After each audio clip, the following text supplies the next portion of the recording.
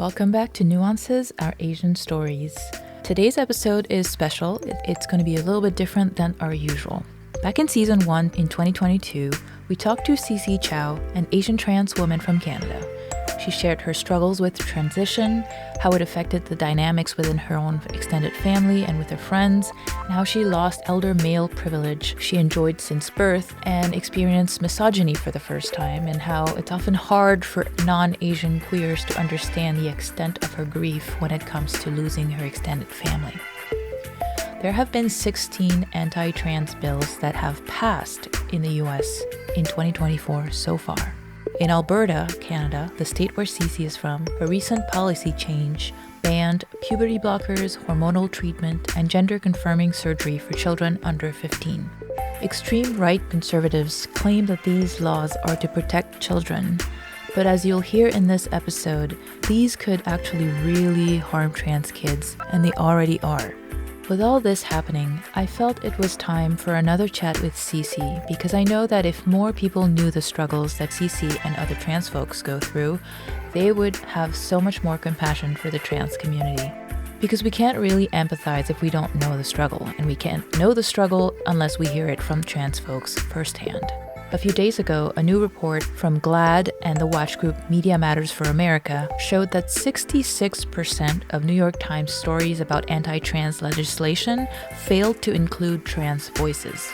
So if you don't have any trans person in your life, it's likely that you've never truly thought about or understood what it's like to be in their shoes because you've never heard that perspective before. I hope this episode gives you a better understanding of what trans people go through and why gender-affirming care is potentially a matter of life or death for those kids. And if you're a parent or loved one of a trans person and you're struggling to understand them, I hope this episode will show you how wholesome trans stories can be. Because I promise you, this is super wholesome. It is so sweet, it'll make you want to cry. Since our last conversation, Cece has continued to use her voice to speak up against anti-trans bigotry. She also has had gender-confirming surgery, and one of her kids also came out as trans. While there are still daily struggles, Cece finally feels at home in her body. So if you are trans, I hope this episode helps you feel seen, feel less alone, and hopeful for the future. If you'd like to revisit our 2022 conversation, I will link to it in the show notes. Trigger warning, this episode does mention suicidal ideation and sexual assault, so if that's not for you, it's okay, you can come back when you're ready. Now, if you turn on conservative-leaning channels these days, you might hear people talking about trans right activists as if they're used car dealers trying to convince more kids to buy the trans trend. They make it seem as if parents are forcing their kids to have medical procedures and making kids believe they're trans when they're not, and that is simply fear-mongering. The truth is, trans kids feel their gender dysphoria whether or not the rest of the world acknowledges that or not, and whether or not the rest of the world helps them or not. Here's what Cece had to say when I asked her what it was like for her as a kid and when she knew she was trans. As a kid, I started struggling with my gender without understanding that it was gender that I was struggling with. It started like in grade 4 or 5 with the clothes I was wearing and not wanting to wear certain boys' clothes and wanting to wear some of the stuff that the girls got to wear. It didn't really get bad until I got into puberty. Developing facial hair, the way that my voice dropped. It was really hard seeing my own body develop the way the boys' bodies around me were developing rather than the way that the girls' bodies were developing. And as a result, it was very difficult for me to connect with the boys. And yet at the same time, although emotionally I connected really well with the girls and it was easy to make friends, I was always just a bit on the outside because I didn't look like them and I wasn't experiencing puberty the way that they were experiencing. And so they saw me as a boy. And so I had to hang out with the boys, yet not fitting in. So I ended up having a very lonely childhood. So at the time, were you even aware of the concept of transgender, or did you not know anything about it? So I was born in the late 70s, but grew up in the 80s. There was no representation I didn't know that it was a thing. I really didn't know until university. When I was in university, we saw the beginning of the internet. And suddenly there was all of this information available on bulletin boards and stuff like that. But it still didn't feel like a thing that I could claim. There was no positive representation for it. There was a lot of negative representation eventually in media and movies. And so I ended up not transitioning until much, much later in life, until I was 42. And by that time, I had married a beautiful woman, had kids with her, 2 kids. Yeah, it was very, very challenging. And I think a lot of what I was feeling was like, because what I could see in media was drag queens and I don't know, Rocky Horror Picture Show, which was definitely not me. And like drag queens aren't trans necessarily. I couldn't see myself like that wasn't me. And, what we saw in the media wasn't me. And I wasn't like the villains who were portrayed as trans in the movies. So it was like, oh, that can't be me. So when Cece was a kid, she didn't know what was happening to her. She just knew that she felt uncomfortable and she tried to play the role that was assigned to her as a boy, as a son. What I want people to notice here is that people like Cece know that they're trans without necessarily knowing the term trans. People who have gender dysphoria experience it whether or not they have the ability to put it into words or not. In the next section, we talk about when Cece finally hit that breaking point where she decided to transition. When was the switch for you where you decided that you wanted to transition, where you realized that you wanted to transition and present as feminine? I had my gender epiphany to understand myself as trans, to accept myself as trans. One day in the shower, I was applying soap and just had a complete panic attack at cleaning myself and being like, oh, there's a penis attached to my body and this feels so wrong. And it's not that I didn't feel that wrongness before, but it was never so intense that I would have a panic attack. And that was six years ago.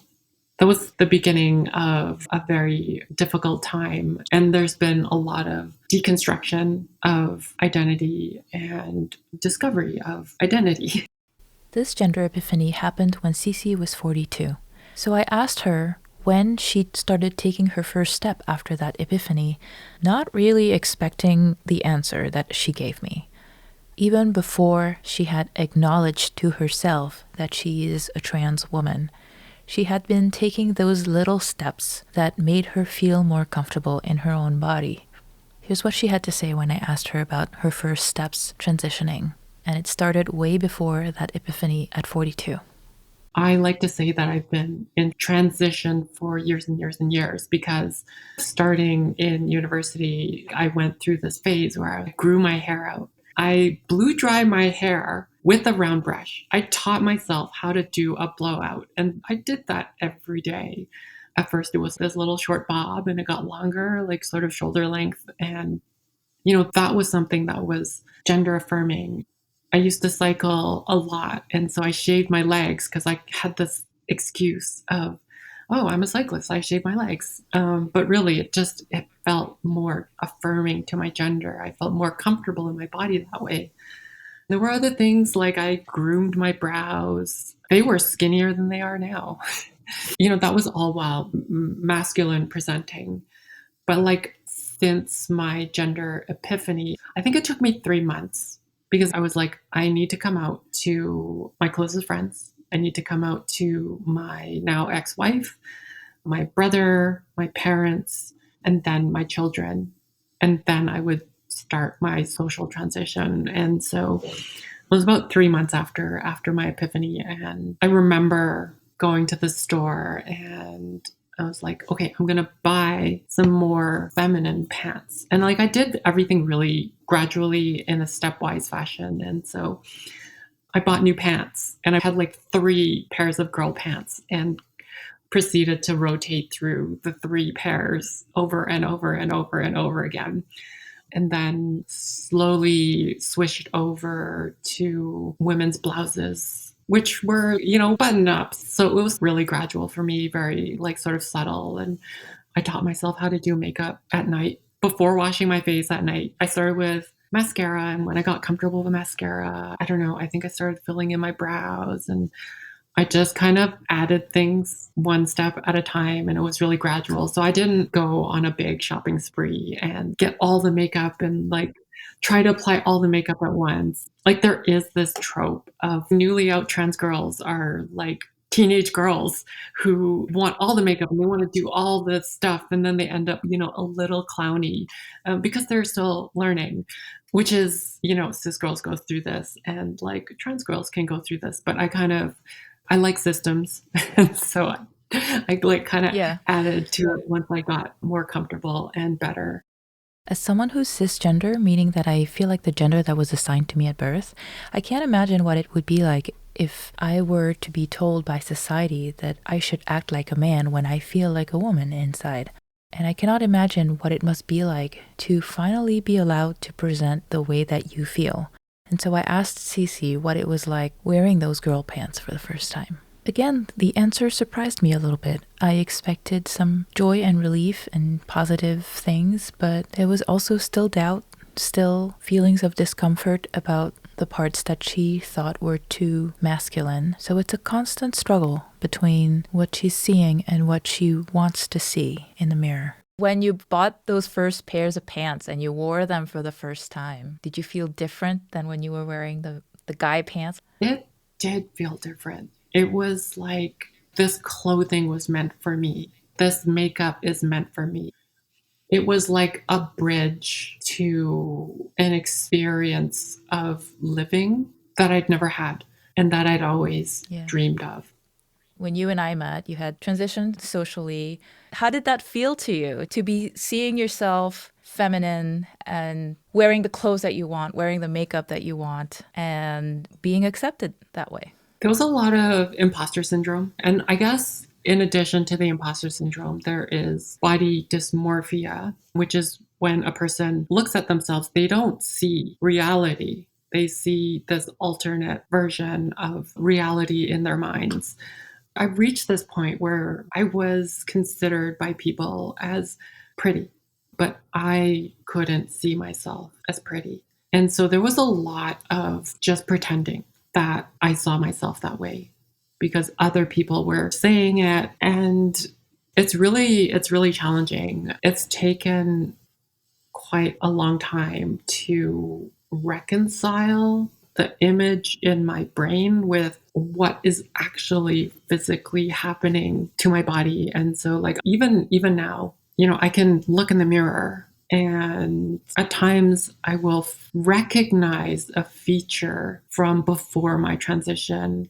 And the gut feeling is, oh, that's so masculine. Even though a lot of traits like facial structure or bone structure or whatever they're not inherently masculine or feminine. Like if we really take a look at all of the people out there, there are lots of beautiful women who have broader shoulders than I have and who, I don't know, have a more prominent brow bone. And I'm talking about cis women.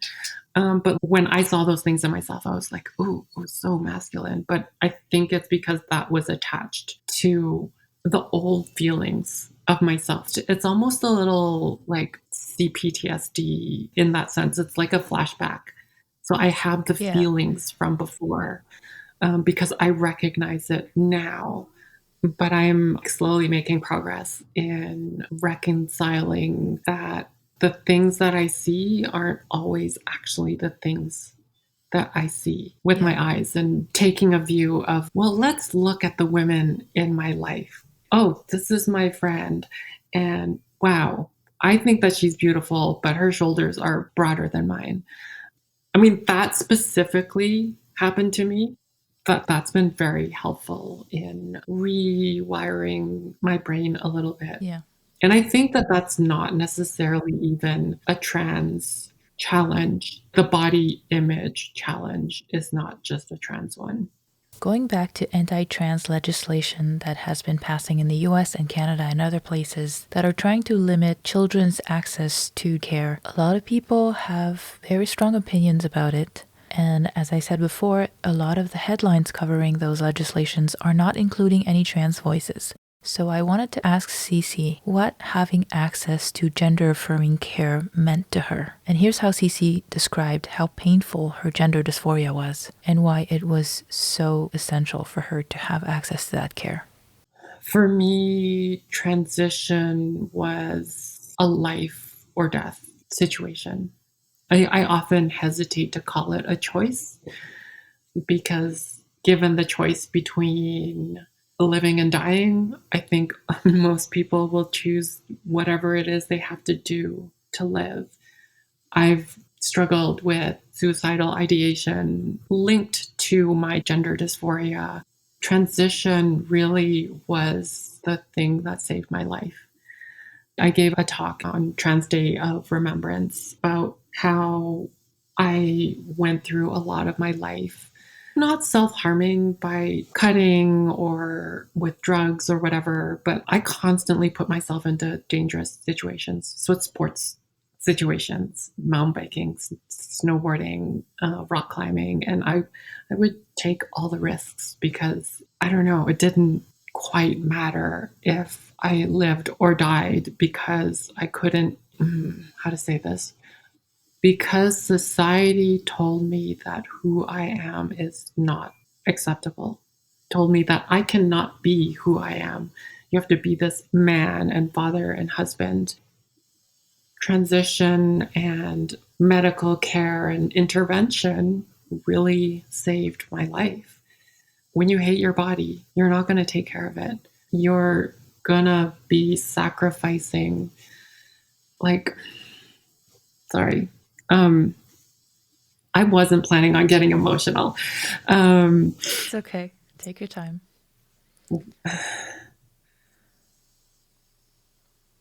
When you hate yourself, it's very hard to want to live. And transitioning and getting on hormones and eventually getting my vaginoplasty are things that saved my life. They were things that helped me be able to live in my body in a way that felt authentic and natural, even though the process was hard. With my hormone therapy, I was on androgen blockers to block testosterone, and then estradiol and progesterone to feminize. And I'm very lucky that my body has feminized really quickly and in a way that feels good to me. And so I had breast growth and I lost a lot of muscle mass and I got curvy. I got a bum. My butt used to be pretty flat despite being an athlete. With those things came more comfort in my body and it it made me care. It made me care about me. And it made me care more about the people around me. It made me care more about like my children. And it made me care about the world and all the things that were happening in it. It made me care about my city. And then finally getting my vaginoplasty in Montreal, Quebec, about a year ago, that has been so life changing. Like, I've had a pretty trauma filled life, and I was experiencing so much dysphoria from living in a body with a penis attached to it that there was no space to process those traumas. I could not heal from them because I didn't have a mental capacity and emotional capacity to do that. And then in this last year after my vaginoplasty and finding relief from that gender dysphoria finally allowed me to process process things like getting raped and, sexual assault as a child and even stuff like corporal punishment from my parents when I was a kid and like processing through those things It just wasn't possible before finding a home in my body because everything felt so wrong all the time. Being able to transition made Cece care about herself, about the people around her, about her city, about the world, and everything happening in it. And it also allowed her to finally heal from traumas that she was just unable to process because of all her gender dysphoria before. When I spoke to Cece's son, Gideon, I asked him if he thought Cece changed after her transition. Here's what he had to say. You said that other than changing her gender, that didn't really change her as a person. She's still the same person. But did you maybe notice that she was happier, more at ease? Yeah, actually, kind of. In in what she would call the before times, she would help me study. I used to be a bad bad student. I would not want to study it. It's the stereotypical Asian where the kid is just like, no, I don't want to do this. I don't want to sit at the dinner table and do whatever homework I got given. Before, it was a lot like I was upset. And then she was also upset because my teachers were sending emails about how I'm not doing any work or my marks are really bad. And so she was also really upset.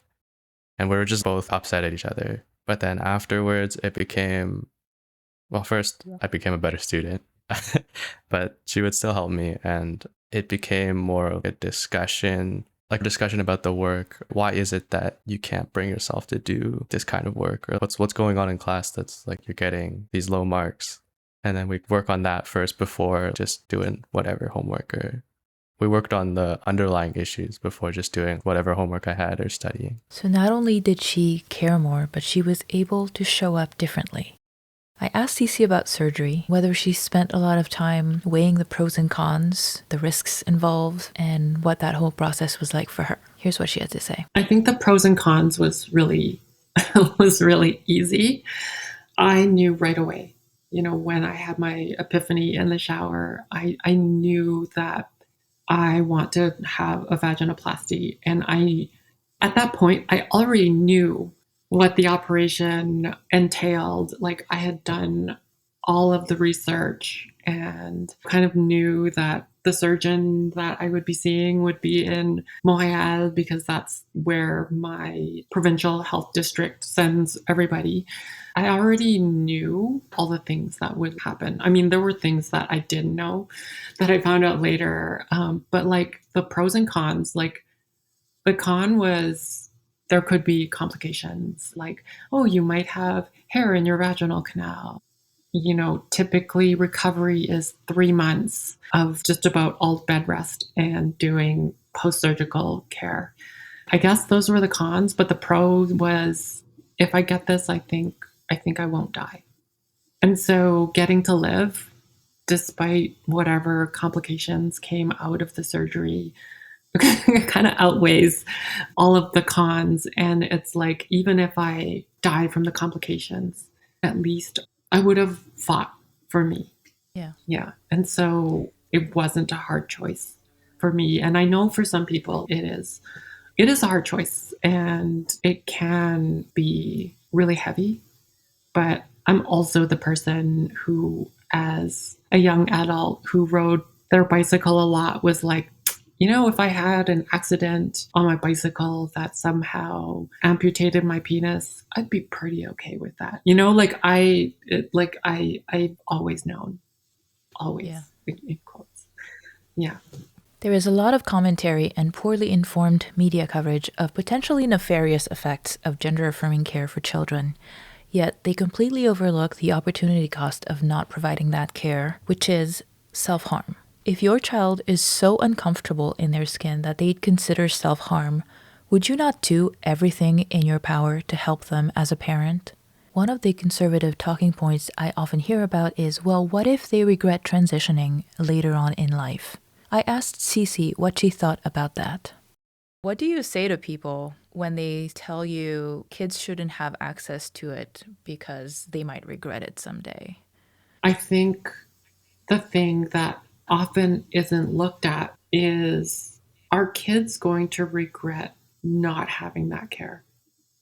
Because I can tell you that every late in life trans adult will tell you, I wish I could have gotten this care when I was a child. I wish I could have delayed my puberty so that I didn't grow facial hair. Like I had electrolysis to remove my facial hair, and I could have bought a car with the money that I spent on that. And that's not a thing that's covered by insurance or whatever. That's out of pocket, right? Just the masculinizing of the body in terms of a trans feminine person. Those are irreversible changes too, right? If your bones grow a certain way, they are just going to be that way. And like brow bones on testosterone influenced growth tend to be more pronounced and stick out more. And those are permanent things, right? Like you can get cosmetic surgery. Yeah, sure. And it costs a lot of money, right?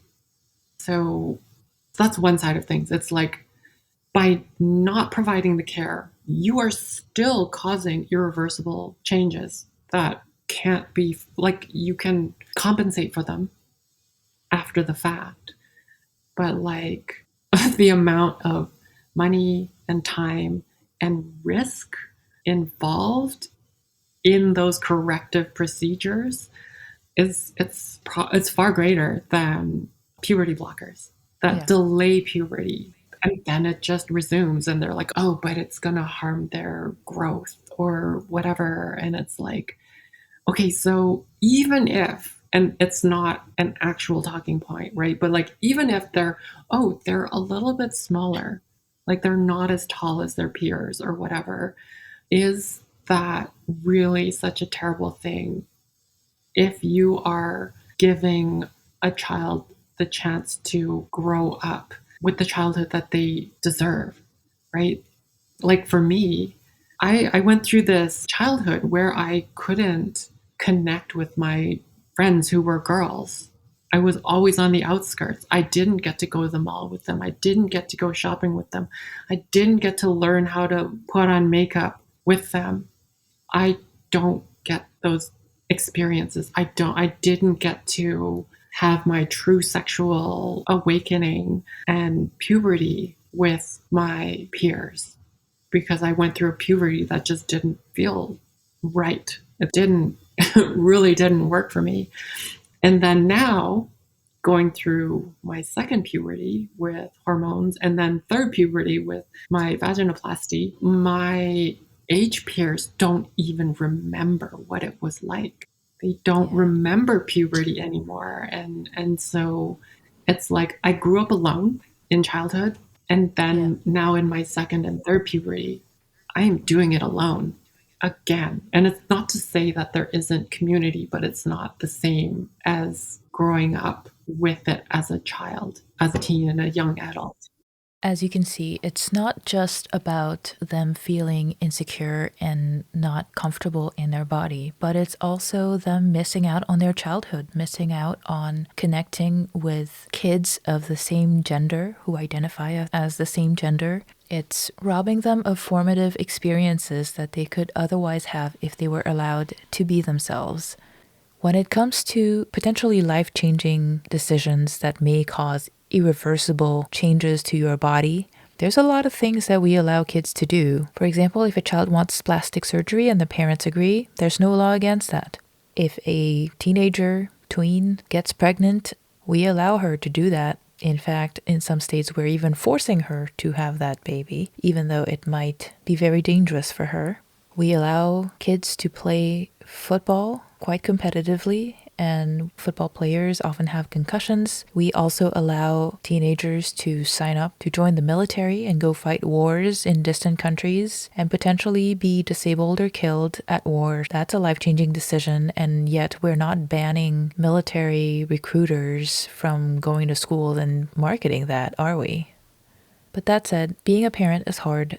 with so much conflicting information out there, I can totally understand that parents would be anxious if they have trans kids. So I asked Cece what advice she would have for parents who have trans kids and aren't sure what to do and whether to allow their kids to get gender affirming care.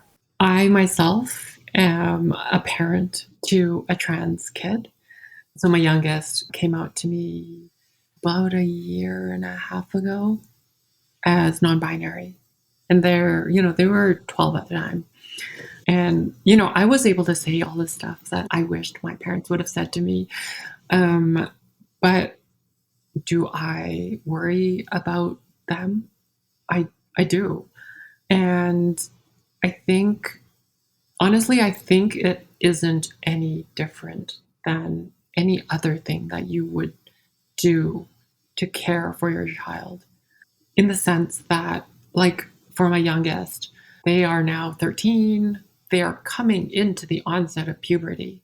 They're a little bit of a late bloomer, which is perhaps a blessing. But to me, I'm like, oh, puberty is coming. So I had to have this talk with them. Normally, like 13, people are like, oh, I got to have this birds and the bees conversation with my kids and I don't know, premarital sex and safe sex and whatever and STDs and whatever. But with my youngest, I'm like, look, puberty's coming. Do you understand what changes are coming for your body? And you've seen your older brother. I'm like, are you okay with your body changing in those ways? And so we had this whole conversation about puberty.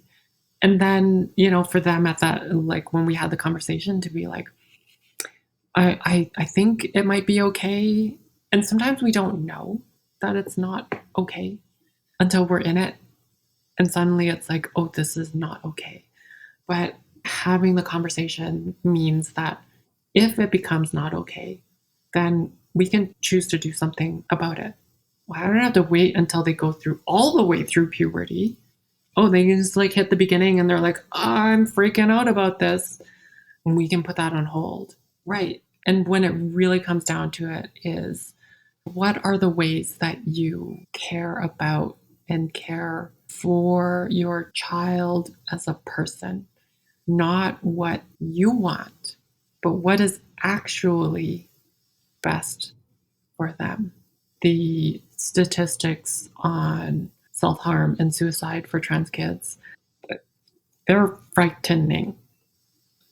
As a person who's struggled with suicidality my entire life because of my gender incongruence, I don't want any child to go through that, especially not my own child.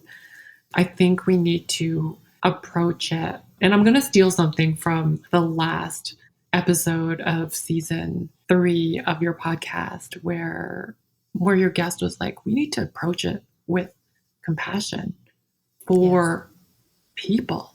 Let's not indoctrinate.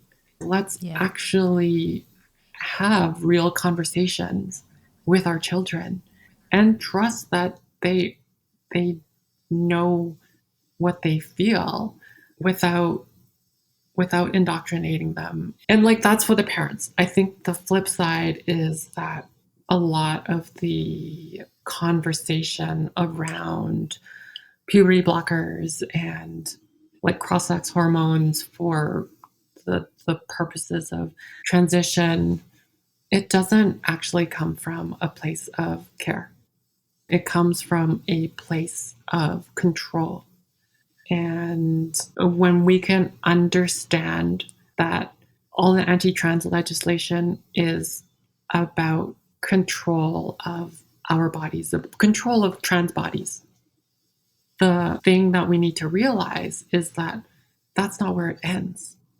They are doing this because the people in power, their power comes from oppression. So to maintain control, they need somebody to oppress. And it isn't limited to trans people. It isn't limited to queer people. Like, that's where it starts.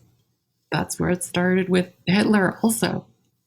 And so it starts with trans people and then queer people and then people of color.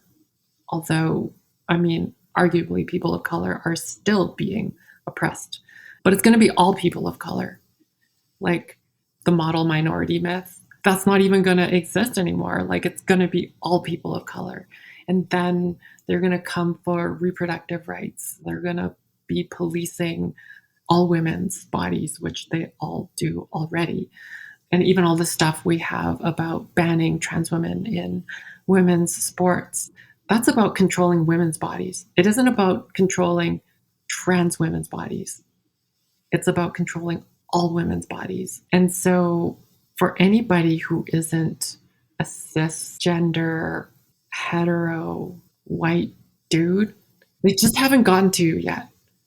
Right. And so let's not let them do that. When we fight for the rights of the most marginalized, we guarantee the right for all the rest. Now, this is the part where it gets really wholesome. If you made it this far into this episode, I'm sure you're the kind of person who wants to be the best supporter of your trans friends and loved ones as you possibly can. And I can think of no better models for that than Cece's family. We'll also hear from one of Cece's kids who shared how he experienced her transition. This is how Cece's ex-wife reacted to Cece coming out. The first thing out of her mouth was, "Oh my God, this is going to be so hard for you. How are you going to get through it?" So the first thing out of her mouth was concern for me and centered around my wellness over her own. She's just been so supportive. I mean, she went through emotions around it, heartbreak and anger and, disappointment, all the things that you would expect when going through loss. But the one thing that we promised each other was that we were going to make it as easy as possible for the children, who were super amazing. When I came out to my eldest, he was like, "Okay, but you're a girl who likes cars? I don't understand." And I was like, "Well, there's girl race car drivers and drift car drivers and stuff. They obviously like cars, right?" And he was like, "Oh, yeah, okay." And that was it. My youngest is just the most empathetic person. And after I came out and asked if they had any questions, they were like, I struggle with things too, but it's okay to feel that way. And then he gave me a big hug. Aww. And like that was kind of it. Like that, it wasn't a big deal for them. And having that support meant that even if I lose all the rest of my family, I still have my family. My ex-wife and I, we still have a lot of love for one another. And it took us a while to redefine the relationship and figure things out and set boundaries and things like that. But we're still family. We have a lot of love. We're just not lovers anymore. And I lost just about all of my extended family, with the exception of a few people.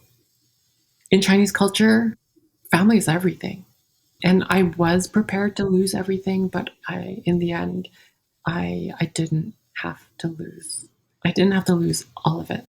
I had the opportunity to talk to Cece's son Gideon about what the transition was like from his perspective. Next week, I will be publishing the full interview with him where we talk about not just Cece, but also his life as a high schooler.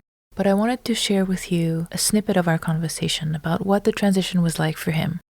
Was it a shock to you when she came out, or? It was surprising. But I remember one thing she said was that she still likes cars, she still likes video games, she still likes all these other things. Nothing's changing about that. We're still going to be able to play games together or work on cars. So I think that lessened it a lot for me. It wasn't something that I really had to struggle with. I think the way that she came out was very easy for me to interpret, especially being just way, way younger. We often see parents talk about their child coming out to them, but rarely the other way around. So I'm really interested to hear what that was like for you, for a parent to come out. You have had the unique experience of starting out with a mom and a dad, and now having two moms. Yeah. Two amazing moms. Yeah. Sounds like. Is it really different? Not really. right? Yeah. Especially in my position. I mean, she's still the same person, so she still has her own core interests. It's not like she unlearned things. I guess a really good example would be like well, not every season, but most seasons, we change tires together on cars. I don't know. It's a traditionally masculine thing. You teach your son to change the tires, change the oil filter, whatever. But like it still happened. And I still like I know how, and there's not really as big of a difference as you would think. Yeah. It's not really like a change in parenting or whatever. It's like it's still the same person, really. I asked Gideon if he knew anything about the trans experience, and here's what he had to say. It's like dragons, like you know they exist, but like have you ever really seen one? Like thinking back, like I probably definitely have. It's just I never. Never really thought about it much. I know I'm a kid. I'm not looking Yeah. right to like not notice the struggles that might be there. In my mind before, it was you identify as this and that's okay. But I never really took into account how that would affect someone's relationships or their interactions with other people. When she came out, I had kind of the same mindset of like, okay, well, that's this now. It's not like I didn't care. It was like, wow, that's a huge step. But I didn't see or really understand the consequence until like a few months in when I noticed people are like, oh, they're treating her differently or like, oh, this kind of messed up. Even though they all supported Cece, I'm sure this was not an easy time. So I asked Gideon how he coped with it. I talked about it with people. It's like it was basically my first big exposure. And then by extension, a lot of my friends' first direct exposure to an openly trans person. And so I would just talk with some of my friends about like, today this happened, or today someone treated her like this. Like, why is that? It wasn't really like a discussion. It wasn't a super like insightful discussion, but it was more just talking about it normally and get it kind of out there. And then after a while, it just became, oh, I'm going to get coffee with Cece. And they're like, okay, whatever. I guess I just normalized it for myself with friends and people close to me. For kids whose parents might be going through something similar to what Cece went through, Gideon offered these words of advice. It's not something to worry about in that, like, you shouldn't be ashamed of it. Even if at first it's kind of embarrassing to go to your friends and be like, hey guys, my dad's a mom now. They're trans. And it seems embarrassing on paper, but it's really like, if they're really your friends, it's not as bad as you think. And I think it's really useful to have people that are outside your family to talk with, people that aren't necessarily detached, but less kind of biased than your family. If you have good friends, you should be fine. They'll support you and they'll correct you when they think you're being weird about it or too stressed about it. And they'll also push you to when you miss things and you don't notice things. I started out the episode focusing mostly on the fact that there are many anti-trans bills right now targeting children. But I wanted to take a moment to acknowledge people like Cece who transitioned later in life, and especially people who have not yet transitioned but are still struggling with that gender dysphoria. I asked Gideon what advice he would have for parents who are terrified of telling their kids that they're trans and potentially changing their lives forever. And not only are kids more resilient and wise than we might think, but turns out they're also more empathetic than we might think. Here's what Gideon had to say. I told you this was going to be wholesome. Well, okay. I'm speaking from my experience and the people around me. A lot of us care a lot more about our close family than you'll realize or you will come to see. It would help to keep that in mind that like even though your kid is like holed up in the room all day or whatever, they only come to eat dinner, they see you when they get home or whatever, and that's it. They do still care about you because you still are their parents. Nothing can really change that, and nothing really should change that to an extent.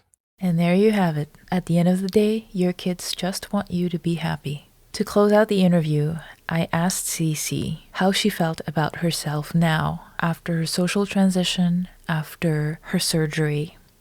How do you feel now about yourself? When you look in the mirror, are you happy? Do you like her? Yeah, I love her. I had a friend one time, and I was like, oh, I like look in the mirror, and I like there's all these things that I don't like, and she said, yeah, but what do you like?